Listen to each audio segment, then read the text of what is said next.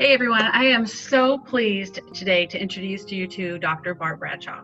Dr. Bradshaw is a surgical oncologist practicing here in Auburn for the past 23 years.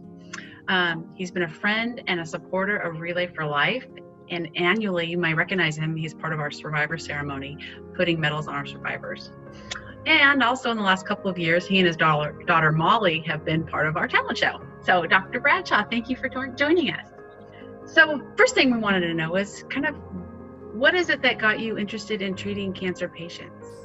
Well, I'm a general and surgical oncologist, so a big part of my practice is taking care of patients who have cancer, and it's something that I found it seems to be a good fit for me and my personality. I really like helping people when they're in a time of the stress that's associated with being diagnosed with cancer. I feel like I've derived a lot of satisfaction over the years from feeling like I can help people through a difficult time.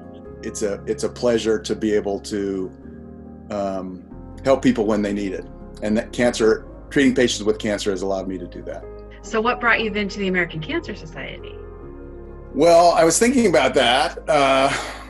My youngest daughter was born the first year I came to Relay, and she was 3 months old. So she's basically been at Relay every year of her life. That was 20 years ago. That's excellent. And, yeah. They started the Relay in Auburn.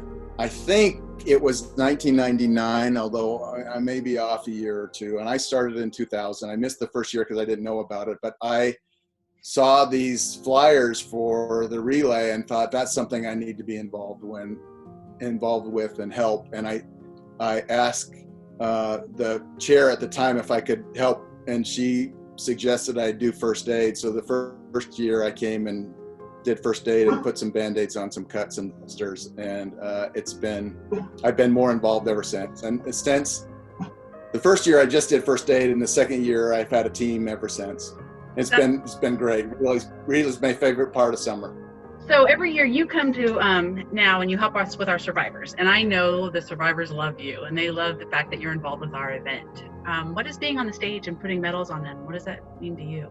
Well, it's fantastic. And it's the main reason I come to Relay. I'm an okay fundraiser. I don't love the fundraising.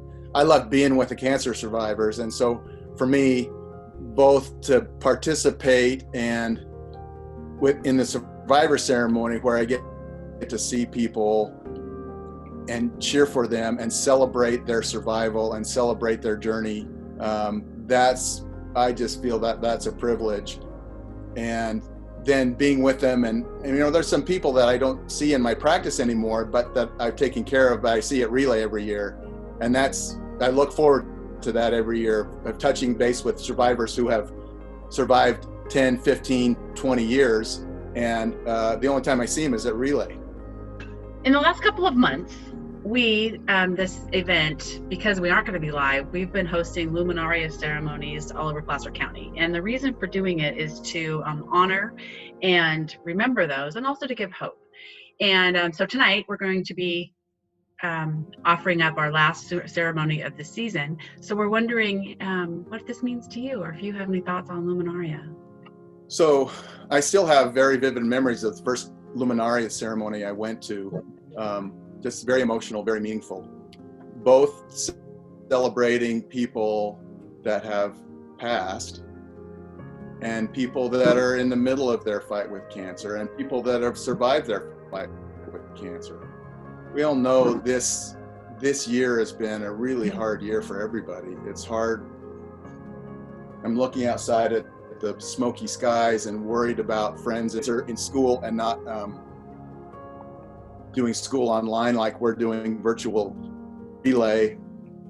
It's especially hard for cancer patients. Cancer patients that get surgery during the pandemic can't have visitors in the hospital. It's a really, really hard time for cancer patients.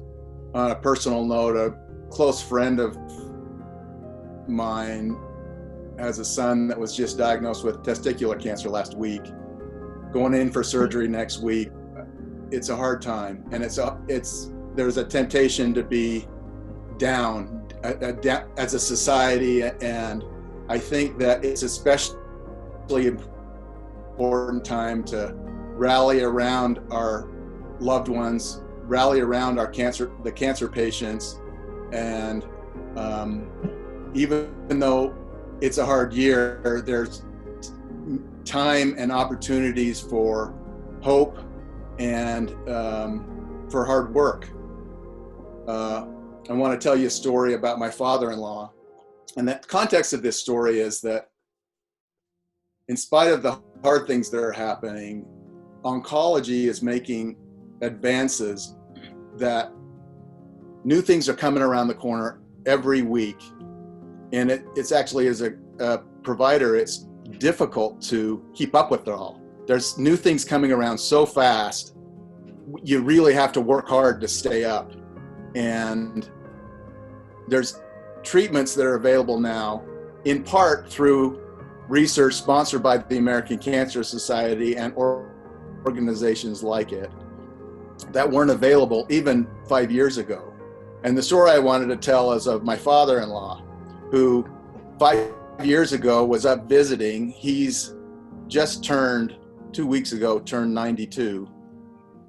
5 years ago, he had a spot on his skin that my wife and I recognized was suspicious for melanoma, and we had him go back and get it taken off, and indeed it was melanoma. And he then developed metastatic melanoma, which spread to his lung and liver. And I thought he was gonna pass. He got put on some new immunotherapy treatments, and his cancer is in remission and gone.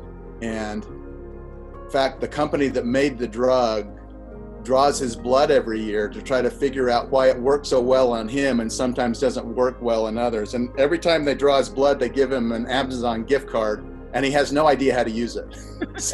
So my kids get Amazon gift cards from their grandfather every year because he survived melanoma.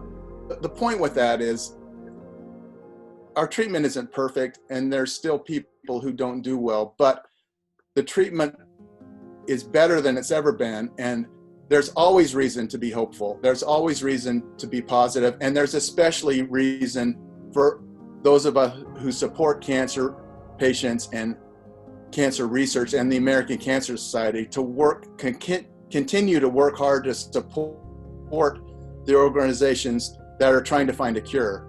And we're better at it than we've ever been, but we still have a long ways to go. I guess that's my message today. There's always hope, and there's always ongoing reasons for working hard and supporting those that have cancer, but working hard to find a cure. So Dr. Bradshaw, we want to thank you for your time, and we want to thank you for your ongoing support, especially for our local cancer community here. And we look forward to seeing you. Thank you for all you do. Absolutely. Thank you for all you do for the relay and all you do for all of the survivors and all of us. We appreciate it.